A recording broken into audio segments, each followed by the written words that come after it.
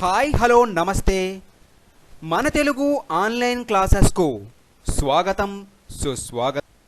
ఈ వీడియోలో మనం ఏపీ స్టేట్ 10వ తరగతికి చెందినటువంటి ప్రత్యక్ష దైవాలు అనే పాఠ్యభాగంలో తరువాత అంశాల గురించి రెండవ భాగంగా నేర్చుకుందాం. సరేనా? మరి వీడియోలోకి వెళ్ళే ముందు ఇప్పటి వరకు మన తెలుగు ఆన్లైన్ క్లాసెస్ ఛానల్ని ఇంకా ఎవరైనా సరే సబ్స్క్రైబ్ చేసుకోకపోతే ప్రతి ఒక్కరు తప్పనిసరిగా సబ్స్క్రైబ్ చేసుకోండి. నేను పెట్టే ప్రతి వీడియోని పూర్తిగా చివరి వరకు చూసి లైక్ చేసి కామెంట్ చేసి కొద్ది మందికైనా సరే తప్పనిసరిగా షేర్ చేయడం మర్చిపోవద్దు. మరి వీడియోలోకి చూడండి పిల్లలు. ఏ నిమ్మయి నుత్తమ విజ్ఞానోన్నతి వడయుటకున్ నిజంబగు మూలంబైనది గలదు ఒక ధర్మము భూనుత అది నీకు దృష్టముగా నెరుంగింతున్. మరొకసారి వినండి పిల్లలు. ఏ నిమ్మయి నుత్తమ విజ్ఞానోన్నతి వడయుటకున్ నిజంబగు మూలంబైనది గలదు ఒక ధర్మము భూనుత అది నీకు దృష్టముగా నెరింగింతున్. విన్నారు కదా పిల్లలు. మరి ఈ పద్యానికి పదం పదం విడదీయడం అనేది జరుగుతుంది. చూడండి. ఏన్ ఇమ్మెయిన్ ఉత్తమ విజ్ఞాన ప్లస్ ఉన్నతి విజ్ఞానోన్నతి వడయుటకున్ నిజంబు ప్లస్ అగు నిజంబగు మూలంబు ప్లస్ అయినది మూలంబైనది గలదు ఒక ధర్మము భూనుత అది నీకు దృష్టముగన్ ఎరింగింతున్. చూశారు కదా పిల్లలు. మరి ఈ పద్యాన్ని పదం పదం విడదీయడం అనేది జరిగింది. ఇప్పుడు అన్వయ క్రమంలో మీకు భావం చెప్పడం అనేది జరుగుతుంది. జాగ్రత్తగా వినండి. సరేనా పిల్లలు? ఇప్పుడు పదం పదానికి అర్థం అన్వయ క్రమంలో చెప్తున్నాను. జాగ్రత్తగా వినండి. ముందుగా భూనుత అంటే ఓ కౌశికముని. భూనుత అంటే ఓ కౌశికముని. ఏన్ నన్ను, మీరు నన్ను ఇంతకుముందు చెప్పిన విధంగా ఎలా అంటే ఇమ్మెయిన్ మీరు పొగిడినటువంటి విధంగా, మీరు ఇంతకుముందు నన్ను ధర్మాత్ముడు అని పొగిడారు కదా, ఆ విధంగా. ఉత్తమ అంటే గొప్పదైనటువంటి, ఉత్తమ అంటే గొప్పదైన. విజ్ఞాన ప్లస్ ఉన్నతి విజ్ఞానోన్నతి అంటే విజ్ఞానంలో ఆధిక్యము, విజ్ఞానంలో ఆధిక్యము. వడయుటకున్ అంటే పొందడానికి, నేను విజ్ఞానంలో ఆధిక్యాన్ని పొందడానికి. నిజంబగు నిజంబు ప్లస్ అగు నిజమైన అంటే ప్రధానమైనటువంటి నిజమైన సత్యమైనటువంటి. మూలంబైనది మరియు ఆధారమైనది అయినటువంటి ఒక ధర్మము అంటే ఒక ధర్మం, ఒకానొక ధర్మము కలదు ఉంది. నేను ఇలా గొప్ప విజ్ఞానంలో ఆధిక్యాన్ని సంపాదించడానికి ప్రధానమైనటువంటి ఒక ధర్మం అనేది ఉంది. అర్థమైంది కదా? అటువంటి ఆ ధర్మాన్ని నీకు కౌశిక ముని అయినటువంటి మీకు దృష్టముగన్ అంటే కళ్ళకు కనిపించేటట్లు, మీ ముందు ఇప్పుడు అలా నిజంగా కనిపిస్తుందా అనే విధంగా ఎరింగింతున్ వివరిస్తాను అని చెప్పడం అనేది జరిగింది. మరొకసారి భావం చూద్దామా? మరొకసారి భావం చూడండి. ఓ కౌశిక మహర్షి, నీవు నన్ను సర్వజ్ఞుడవంటూ అభినందించావు కదా. నేను ఇంతటి విజ్ఞానాన్ని పొందడానికి, విజ్ఞానవంతుడను అవ్వడానికి ప్రధానమైనటువంటి ఒక ధర్మం ఉంది. ఆ ధర్మాన్ని ఇప్పుడు నీ కళ్ళకు కట్టినట్లు, అనగా కళ్ళకు కనిపించేటట్లు తెలియజేస్తాను. ఇటు రండి అని ఏం చేస్తున్నాడు? ఆహ్వానించడం అనేది జరుగుతుంది. ఎవరిని? కౌశిక మహర్షిని ఆహ్వానించడం అనేది జరుగుతుంది. సరేనా? తర్వాత చూద్దాం చూడండి. అభ్యంతర గృహమునకున్ అంటే లోపల ఉన్నటువంటి గదిలోనికి. అభ్యంతర గృహమునకున్ అంటే లోపల ఉన్నటువంటి గదిలోనికి రమ్మని, కౌశిక మహర్షిని రమ్మని, అతనిని దోడ్కొని తనతో పాటుగా లోనకు రమ్మని అతనిని వెంటబెట్టుకొని, చని అంటే వెళ్ళి, ఎక్కడికి వెళ్ళి? లోపల ఉన్నటువంటి గదిలోనికి వెళ్ళి, మనోహరంబైన అంటే అందమైనటువంటి, చతుశాలంబైన 4 వైపులా వాకిళ్ళు కలిగినటువంటి, వివిధ సౌరభ సంవాసితంబైన, వివిధ సౌరభ సంవాసితంబైన అంటే అనేక సువాసనలతో వెదజల్లుతూ ఉన్నటువంటి హర్మ్యంబునందు.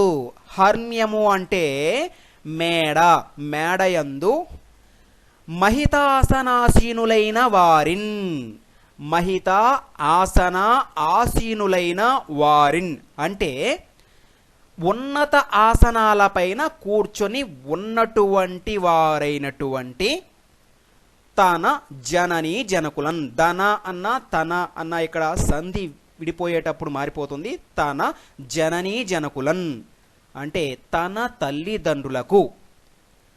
అభిమతాహార పరితోషితులన్. అభిమత ఆహార పరితోషితులన్ అంటే ఇష్టమైనటువంటి ఆహారం తిని సంతోషంగా ఉన్న వారిని. అంటే వాళ్లకు ఏ విధమైనటువంటి ఆహార పదార్థాలు కావాలో ఆ విధమైనటువంటి ఆహార పదార్థాలు సమకూరుస్తూ ఉంటాడు వాళ్ళ యొక్క కుమారుడు. అటువంటి అలా సమకూర్చడం వల్ల వాళ్ళు సంతృప్తిగా ఆహారాన్ని భుజించి ప్రశాంతంగా ఉంటారు. అటువంటి ఇష్టమైనటువంటి ఆహారం తిని సంతోషంగా ఉన్నటువంటి వారైనటువంటి పరమాంబరాభరణ. పరమాంబరాభరణ అంటే పరమ అంబర ఆభరణ.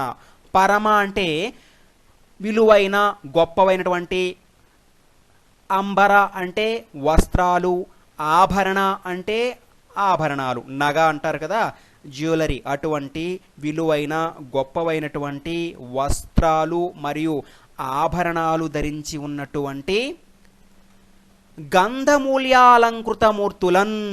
గంధమూల్య అలంకృతమూర్తులన్ అంటే పరిమళభరిత పువ్వులతో అలంకరించబడి ఉన్నవారిని. సువాసన భరితమైనటువంటి మంచి పరిమళ భరితమైనటువంటి పువ్వులతో గంధమాల్యాదులతో అలంకరించబడి ఉన్నటువంటి వారిని అతనికింజూపి, కౌశిక మహర్షికి చూపించి. అతనికి చూపించి అంటే కౌశిక మహర్షిని చూపించి, తానును అంటే తను కూడా తత్పాద ప్రణామంబు చేసి, అలా ఉన్నటువంటి తన తల్లిదండ్రులకి, అలా ఉన్నటువంటి తన తల్లిదండ్రులిద్దరికీ కూడా పాద నమస్కారం చేసి, వారలన్ అలా కూర్చొని ఉన్నటువంటి ఎంతో ఆనందంగా సంతోషంగా ప్రశాంతంగా జీవనాన్ని సాగిస్తూ మంచి ఆసనాల, ఉన్నతమైనటువంటి ఆసనాల మీద కూర్చొని ఉన్న వారిని కుశలం బడిగిన. కుశలం బడిగిన అంటే ఎలా ఉన్నారు అని అడగగా, నై ఇరువురన్ పుత్రునకిట్లనియే, ఆ ఇద్దరు ఇతని యొక్క తల్లిదండ్రులు ఇద్దరు కూడా కుమారుడికి ఇలా అన్నారంటే, ఎలా అన్నారు చూడండి. ఆ కుమారునితో ఇలా అన్నారు. ఏమనన్నారు చూడండి పిల్లలు. అందమైన చక్కనటువంటి ఆ భవనంలో తల్లిదండ్రులు ఇద్దరు కూర్చొని ఉన్నారు. కౌశిక మహర్షి నిల్చొని వారికి ప్రణామం చేస్తున్నారు. ఈయన పాదాభివందనం చేస్తూ ఉన్నాడు. మరి చూశారు కదా. మరి తర్వాత ఏం జరిగిందో చూద్దాం చూడండి. అన్న కుమార నీ ఎట్టి సత్పుత్రుండుగలుగ మాకేమిట గడమ సెపుమా, నీ చేయు ధర్మంబు నీకు దోడయ్యుడున్ బరమాయురర్ధ సంపదలుగనుము, నీ చరిత్రంబు నిఖిల వంశమున్ పవిత్రమయ్య మానుష దేహమేల ధరించుతో కాని తత్వమారయన్ బరదేవత వీవు సంధియము వలదు అనే పద్యం విన్నారు కదా పిల్లలు. మరి దీనికి ముందుగా మీకు పదం భావం చెప్తున్నాను, జాగ్రత్తగా వినండి. చూడండి. అన్న కుమార, అన్న కుమార అంటే ప్రియమైనటువంటి ఓ కుమారుడా పుత్రుడా, నీ అట్టి అంటే నీ వంటి లేదా నీలాంటి సత్పుత్రుండు గలుగా. సత్పుత్రుండు అంటే మంచి లక్షణాలు కలిగినటువంటి కుమారుడు కలుగా ఉండగా, మాకేమిటన్ మాకు ఏమిటన్ మాకేమిటన్ అంటే మాకు ఎందులో అంటే ఏ విషయంలో. గడమసెపుమా గడమసెపుమా అంటే కొదువ కలదో చెప్పు. నీలాంటి మంచి లక్షణాలు కలిగినటువంటి కుమారుడు మాకు ఉండగా, మాకెక్కడైనా సరే గడమ అంటే లోటు ఉంటుందా? ఏమీ ఉండదు. నీ చేయు ధర్మంబు. నీ చేయు ధర్మంబు అంటే నీవు ఆచరించే ధర్మమే అంటే నీవు అనుసరిస్తున్నటువంటి ధర్మమే నీకు నీకు తోడయ్యుడున్ ఏమవుతుంది? నీకు సహాయం అవుతుంది. నువ్వు చేసే ధర్మమే నీకు జీవితాంతం నీ కడ వరకు కూడా నీకు సాయంగా ఉంటుంది. కాబట్టి పరమాయు అర్ధ. పరమ ఆయు అర్ధ. పరమాయురర్ధ అంటే గొప్పదైనటువంటి ఆయుర్దాయము అంటే జీవితకాల చిరకాలం బతికి ఉండే అవకాశము. సంపదలు గనుము. సంపదలు అంటే తెలుసు కదా, సంపదలు అంటే ఆస్తి, సంపదలు అంటే ధనము ఐశ్వర్యాలు పొందుము. నువ్వు మంచివాడివి, మంచి లక్షణాలు కలగవాడు కాబట్టి నీవు దీర్ఘాయుష్మాన్ భవ అంటే చిరకాలము జీవించి ధనధాన్యాలతో అష్టైశ్వర్యాలతో జీవనాన్ని సాగించుదువు అని తల్లిదండ్రులు అతన్ని ఆశీర్వదించడం అనేది జరుగుతుంది. ఇంకా నీ చరిత్రంబున. నీ చరిత్రంబు అంటే నీ యొక్క ప్రవర్తన వలన, నీ క్యారెక్టర్ వలన అంటే నీ యొక్క బిహేవియర్ ఏదైతుందో ప్రవర్తన ఏదైతుందో దాని వలన నిఖిల వంశమున్. నిఖిల వంశమున్ అంటే సమస్తమైనటువంటి మన వంశమంతయు కూడా పవిత్రమయ్యే, పావనమైంది, పవిత్రమైంది. నీ ప్రవర్తనే మన వంశానంతటికీ కూడా మంచి పేరు ప్రఖ్యాతులు తీసుకొచ్చింది. మానుష దేహమేలా అంటే మనిషి యొక్క శరీరాన్ని ఎందుకు ధరించావో తెలియదు కానీ, మనుషుడిగా ఎందుకు పుట్టావో తెలియదు కానీ, ధరించుతో కానీ అంటే పుట్టావో తెలియదు కానీ, తత్వమారయ నిజము పరిశీలించగా. తత్వమారయ అంటే నిజము పరిశీలించినట్లయితే బరదేవత నీవు అంటే దేవతల్లోకెల్లా గొప్ప దేవత నీవు అంటే దేవతలతో సమానమైనటువంటి వాడివి. సందేహము వలదు. ఇందులో ఏ విధమైనటువంటి సందేహము కూడా లేదు. నువ్వు చాలా గొప్ప ఉత్తమమైనటువంటి లక్షణాలు కలిగినటువంటి వ్యక్తివి అని ఏం చేస్తున్నాడు? ఈ ఎట్టి అనుమానాలకు తావు ఉండని చెప్పేసి తల్లిదండ్రులు కొడుకుని గురించి చెప్తూ ఉన్నారు. సరేనా? చూడండి. ప్రియమైన వాడా, ఓ కుమారా, నీలాంటి ఉత్తముడు మాకు కుమారుడై ఉండగా ఏం లోటు చెప్పు, ఎందులో కొదువా కలదు చెప్పుము. కాబట్టి మాకు ఏ విధమైనటువంటి ఇబ్బందులు లేవు. నీవు ఆచరించే ధర్మమే నిన్ను రక్షిస్తుంది. చూడు నాయనా, నువ్వు ఆచరిస్తున్నటువంటి ధర్మం ఉంది చూడు, అదే నిన్ను రక్షిస్తుంది. చక్కని సిరి సంపదలతో చిరకాలము జీవించగలవు. నీ ప్రవర్తన చేత మన వంశమే పవిత్రమైంది. నీ ప్రవర్తన ఉంది చూడు, దాని చేత మన వంశమే పావనమైంది, పవిత్రమైంది. మానవునిగా జన్మించావే కానీ దేవతలలో కల్లా గొప్ప దేవత అనడంలో అనుమానం లేదు. నీవు భూలోకంలో ఉన్నటువంటి దేవతతో సమానము అని తల్లిదండ్రులు తన యొక్క పిల్లవాడిని ఆశీర్వదించడం అనేది జరిగింది. అర్థమైంది కదా పిల్లలు? తర్వాత చూడండి పిల్లలు. వాంగ్ మనః కర్మములన్ పితృవత్సలత్వమొక్క రూపుగన్ జలుపుచునున్న ఎట్టి సద్గుణాకరును నిన్ని జామదగ్యున్నొక నిన్నెన్నంగదగుగాక ఎరులుగలరే. చూడండి మరొకసారి. వాంగ్ మనః కర్మములన్ పితృవత్సలత్వమొక్క రూపుగన్ చలుపుచునున్న ఎట్టి సద్గుణాకరున్ నిన్నెన్ని జామదగ్యునొకని నిన్నంగదగున్ గాక ఎరులుగలరే. చూడండి, దీనికి అర్థం చెప్తున్నాను. వాంగ్ మనః కర్మములన్ అంటే త్రికరణ శుద్ధిగా వాక్కు మనస్సు ఆచరణ, మనం మాట్లాడే మాట, మనం ఆలోచించే విధానం, మనం చేసే పని అందు పితృవత్సలము అంటే తల్లిదండ్రులపై ప్రేమభావం ఏదైతే ఉందో అటువంటి తల్లిదండ్రుల మీద ఉండే ప్రేమభావము.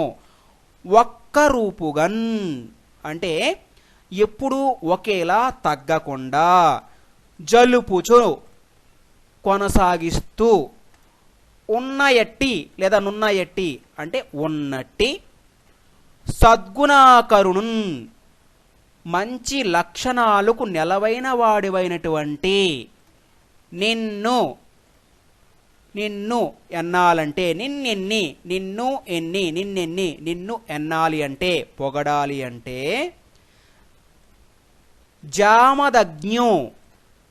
జమదగ్ని మహర్షి కొడుకు పరశురాముడితో, జమదగ్ని యొక్క మహర్షి అయినటువంటి అతని కొడుకు పరశురాముడు ఎవరైతే ఉన్నారో ఆయన కూడా తల్లిదండ్రుల మీద అపారమైనటువంటి భక్తి, ప్రేమ, అనురాగం అనేది ఉంది. అటువంటి వానితో ఒకనిన్ సమానుడని ఎన్నంగా దగుగాక, పోల్చవచ్చునే కాని ఎరులు గలరే, ఇతరులు ఇంకొకరు లేరు. చూద్దామా, మరొకసారి భావం చూద్దామా. చూడండి. ఓ కుమారా, మనస్సు, మాట, ఆచరణల చేత అనగా త్రికరణ శుద్ధిగా తల్లిదండ్రులను ప్రేమిస్తున్నావు. అటువంటి గుణవంతుడవైన నీ గురించి ముందు చెప్పి తరువాతే పరశురాముని గురించి చెప్పాలి. నీకు సాటి వచ్చేవారు ఇంకెవ్వరూ లేరు అని తల్లిదండ్రులు తన యొక్క కుమారుని గురించి చెప్పడం అనేది జరిగింది. అర్థమైంది కదా పిల్లలు. తరువాత అలా పలుకుతూ ఉన్నటువంటి తల్లిదండ్రులతో ధర్మవ్యాధుండు ఏం చేశాడు, వారికిన్ కౌశికుని చూపి అలా తల్లిదండ్రులతో ఇలా అన్నారు. ఇదిగో నాన్నగారు, అమ్మగారు అని చెప్పేసి తనతో వచ్చినటువంటి కౌశికుని చూపి, ఏం మహాత్ముండు ఈ మహానుభావుడు మనలన్ చూచు వేట్క నిటవచ్చనని, మనల్ని చూడటాని కోసం వేట్కన్ వేడుకతో ఇటవచ్చనని ఇక్కడికి వచ్చాడని చెప్పగానే వృద్ధులు అతనికిన్ అర్హ సత్కారంబులు గావించినన్. ఆ ఇద్దరు వృద్ధులు, ముసలివాళ్ళు కూడా కౌశిక మహర్షికి తగినటువంటి సత్కారాలు తెలుసు కదా, ఇంటికి వచ్చినటువంటి అతిథికి అతిథి మర్యాద చేస్తారు కదా, అటువంటి అతిథి మర్యాదలు గావించి గైకొని, అలా గావించినటువంటి అతిథి మర్యాదలు ఆయన స్వీకరించి అతండు అంటే ఇక్కడ కౌశిక మహర్షి వారలన్ ధర్మవ్యాధుడి యొక్క తల్లిదండ్రులను కుశలం బడిగే, అయ్యా మీరు బాగున్నారా, ఎలా ఉన్నారు అని అడగగా నంత వెంటనే నవ్విప్రుండు ఆ యొక్క బ్రాహ్మణుడు లొబ్ధకుండిట్లనియే ధర్మవ్యాధుండు ఇలా అన్నాడంట. ఏమన్నాడు? జననుత వీరు నా జననియు జనకుండు జూవే, వీరలకు శుశ్రూష చేసి ఇట్టి పరిజ్ఞానమేను బ్రాపించితి, నమరులన్ పూజింతు రద్దినెల్ల వారను నుండు దైవంగుల నెరుగన్, నీ వృద్ధులన పాలి వేల్పులనగా కమనీయ ఫలపుష్ప గంధభూషణ వస్త్రములు మనోహర భక్ష్యభోజ్యములును. మరొకసారి చూడండి పిల్లలు. జననుత వీరు నా జననియు జనకుండు చూవే, వీరలకు శుశ్రూష చేసి లేదా చేసి ఇట్టి పరిజ్ఞానమేను వ్రాపించితి, నమరులన్ పూజింతు రద్ది నెల్లవారును నొండు దైవంబులు నెరుంగా, నీ వృద్ధుల నా పాలిట వేల్పులనక కమనీయ ఫలపుష్ప గంధభూషణ వస్త్రములు మనోహర భక్ష్యభోజ్యములును. జననుత ప్రజల చేత కీర్తించబడినవాడా, వీరు నా జననియు జనకుండు, వీళ్ళిద్దరూ కూడా నా తల్లిదండ్రులు. చూవే సుమా, వీరలకు అటువంటి వీరికి శుశ్రూష చేసి లేదా శుశ్రూష చేసి పరిచర్య సలిపి ఇట్టి పరిజ్ఞానము, ఈ విధమైనటువంటి గొప్ప జ్ఞానము ప్రాపించితి, మేను ప్రాపించితి, నేను పొందాను. మేనున్ ప్రాపించితి అంటే నేను పొందితిని. ఎల్లవారలును అంటే అందరూ కూడా, ఎల్లవారును చాలామంది, అందరూ కూడా అర్థిన్ ఈ భూమి మీద కోరికలతో ఆ కోరిక నెరవేరాలి, ఈ కోరిక నెరవేరాలనే ఆలోచనతో అందరూ కూడా ఏం చేస్తుంటారు? అమరులన్ దేవతలను పూజింతురు. కోరికతో ఏం చేస్తారు? పూజిస్తూ ఉంటారు. దేవతలు ఏం చేస్తుంటారు? పూజిస్తూ ఉంటారు. నొండు దైవంబుల వేరే దేవతలను ఎరుంగా నేనెరుగను. చాలామంది భూమి మీద దేవతల్ని వారికి కోరినటువంటి కోరికలు తీర్చామని పూజిస్తూ ఉంటారు, కానీ నాకు ఏ దేవత తెలియదు. ఈ వృద్ధులన్ ఈ ముసలివారే నా పాలి వేల్పులు, నాకు లభించిన దేవతలు. నా పాలి వేల్పులు అంటే నాకు లభించిన దేవతలు. అనగా ఓ పుణ్యాత్మ, కమనీయ ఫలపుష్ప గంధ భూషణ వస్త్రముల్,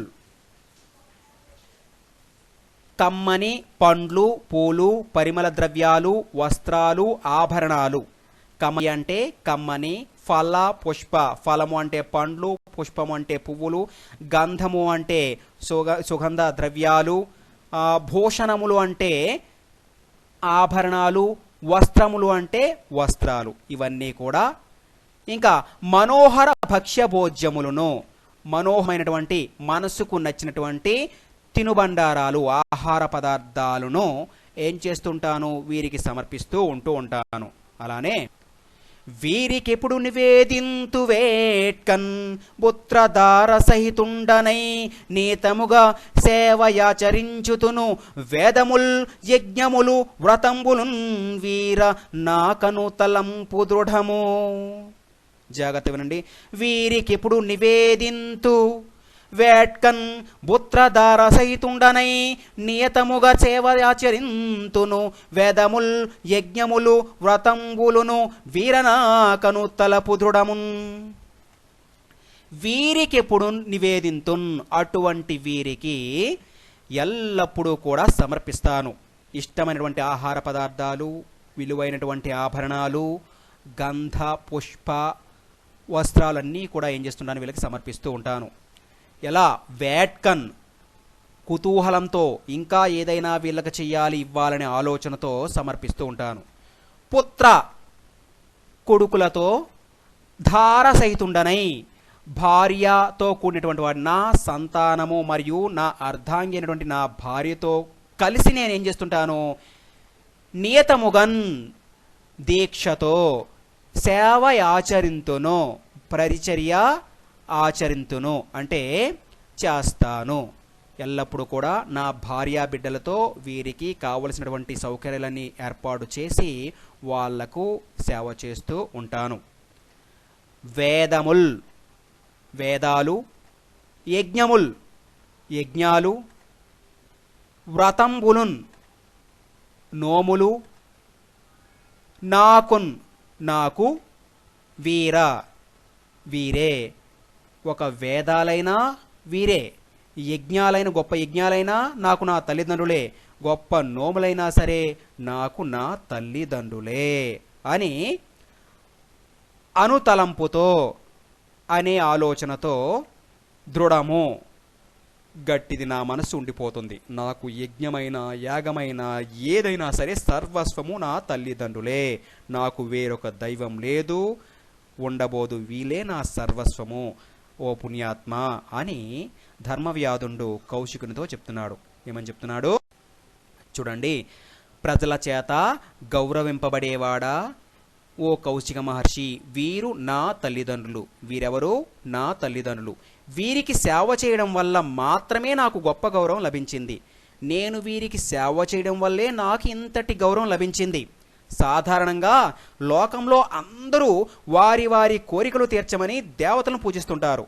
లోకంలో ప్రతి ఒక్క వ్యక్తి కూడా దేవుడా మాకు ఈ కోరిక ఉంది నెరవేర్చని దేవతలను పూజిస్తుంటారు. కానీ నాకు నా తల్లిదండ్రులే నా పాలిటి దేవతలు, నాకు మాత్రం నా తల్లిదండ్రులే దేవతలు. అటువంటి వీరికి ఇష్టమైన రుచికరమైనటువంటి ఆహార పదార్థాలు, పండ్లు, సువాసన భరితమైనటువంటి గంధ పుష్పాలను, అందమైన వస్త్రాభరణాలను అందించి నా ఆలుబిడ్డలతో, నా భార్యా పిల్లలతో కలిసి ఎప్పుడూ కూడా సేవ చేస్తుంటాను.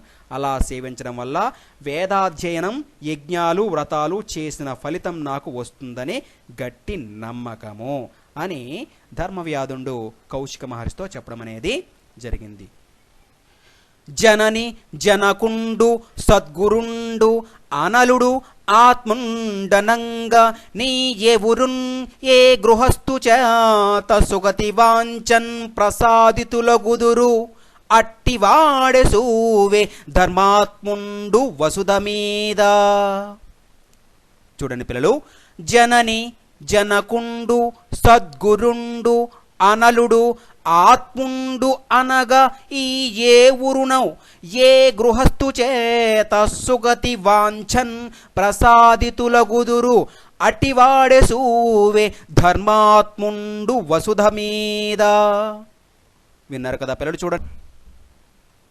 వసుధ మీద అంటే ఈ భూమి పైన, వసుధ మీద అంటే ఈ భూమి పైన, సుగతి వాంఛన్, సుగతి వాంఛన్ అంటే పుణ్యం లభించవలననే కోరికతో, పుణ్యం సంపాదించుకోవాలి అనే కుతూహలముతో, ఏ గృహస్థు చేత, ఏ గృహస్థునిచే, ఏ గృహస్థుడైతే, జననిన్ తల్లిని, జనకుండు తండ్రి, సద్గురుండు గురువు, మంచి గురువు, సత్ అంటే మంచి, గురుండు అంటే గురువు, అనలుడు అగ్ని, ఆత్ముండనగా ఆత్మ అని చెప్పబడే ఈ ఏ ఊరును అంటే తల్లి, తండ్రి, మంచి గురువు, అగ్ని, ఆత్మ అని చెప్పబడే ఈ ఐదుగురిని ప్రసాదితులగుదురు పూజించి పరచాలి. ఎవరైతే పుణ్యం కావాలనుకుంటున్నారో అటువంటి వాళ్ళు తప్పనిసరిగా తల్లి, తండ్రి, మంచి గురువు, అగ్ని, ఆత్మ అని చెప్పబడే వారిని, ఈ ఐదుగురిని కూడా ఏం చేయాలి? పూజించి వాళ్ళకి గౌరవ మర్యాదలు చేసి సంతోషపరచాలి. అలా సంతోషపరిచినటువంటి అలా సంతోషపరిచినటువంటి అలాంటి వాడే ధర్మాత్ముండ సూవే, ధర్మాత్ముడు అవుతాడు, తప్పనిసరిగా ధర్మాత్ముడు అవుతాడు. ఈ భూమి మీద ఎవరైతే పుణ్యం కావాలని కోరుకుంటారో వాళ్ళు తప్పనిసరిగా తల్లి, తండ్రి, మంచి గురువు, అగ్ని మరియు ఆత్మ అని చెప్పబడే వారిని సంతోషపరచాలి అంటున్నాడు. అర్థమైంది కదా? మరొకసారి చూడండి భావము. ఈ భూమిపైన పుణ్యం కోరే గృహస్థుడు తల్లి, తండ్రి, గురువు, అగ్ని, ఆత్మ అనే ఈ ఐదుగురిని పూజించి సంతోషపరచాలి. అలాంటి గృహస్థుడే, అలా సంతోషపరిచినటువంటి వ్యక్తి మాత్రమే ధర్మాత్ముడు అవుతాడు. అర్థమైంది కదా పిల్లలు? చూడండి తర్వాత. అని చెప్పి, అని పలికి, ఇట్లనియే, ఈ విధంగా పలికాడు ధర్మవ్యాధుడు. పతివ్రత పనుపునం చేసి,